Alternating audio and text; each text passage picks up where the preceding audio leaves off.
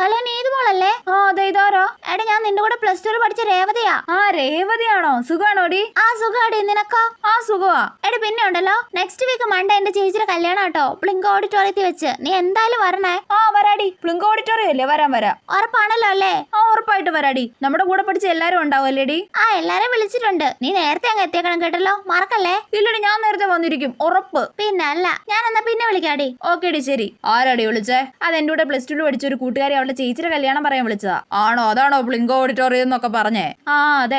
പൊക്കോ. ഞാൻ പോകുന്നൊന്നുമില്ല.